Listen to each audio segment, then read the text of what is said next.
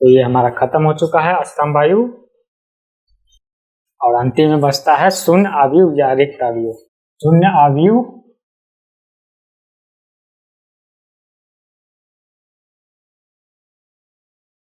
अथवा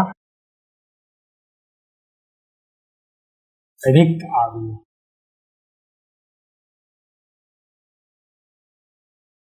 इंग्लिश में इसको क्या बोलेंगे? जीरो और नल मैट्रिक्स। ओके, हम लोगों ने मैट्रिक्स के अवयव के बारे में पढ़ा, ठीक है। तो मैट्रिक्स के अवयव को कैसे लिखते हैं? A11, A12, A13, A14, ऐसे लिखते लिखते लिखते लिखते करते हैं।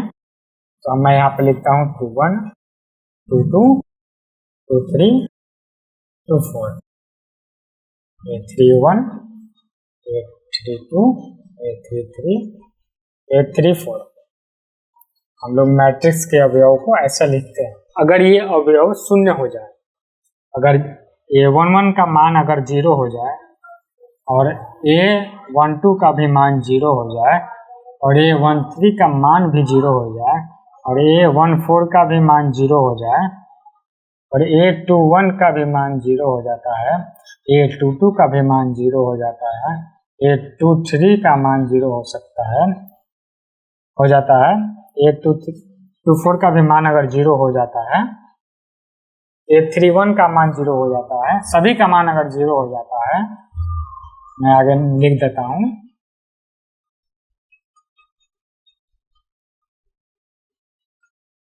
तो यहाँ पे क्या हो जाते हैं? तो हम लोग इसको ऐसे लिख सकते हैं 0 0 0 0 0 0 0 0 0 0 0 0।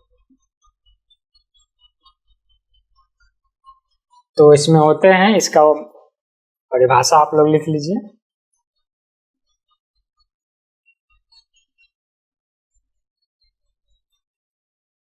वैसा मैट्रिक्स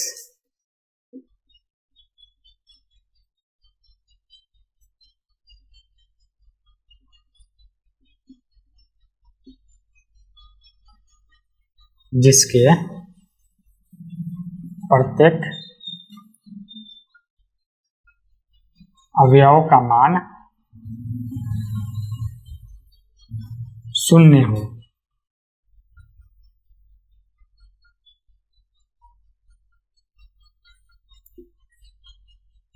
जीरो हो, उसे शून्य आव्यूह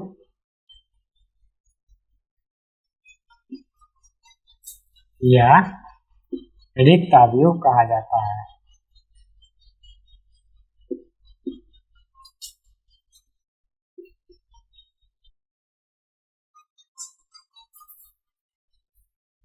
वैसा मैट्रिक्स जिसके प्रत्येक अवयव का मान शून्य होता है। और हमने यहाँ पे पढ़ा था मैट्रिक्स के कितने अवयवों को कैसे निकालते हैं, ऐसे करके A11, A12, A13 ऐसे करके।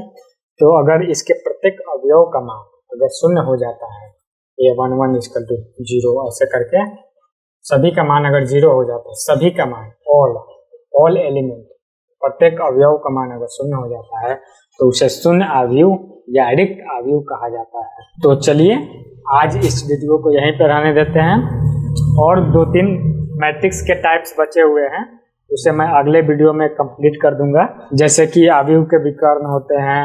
ठीक है, थैंक यू।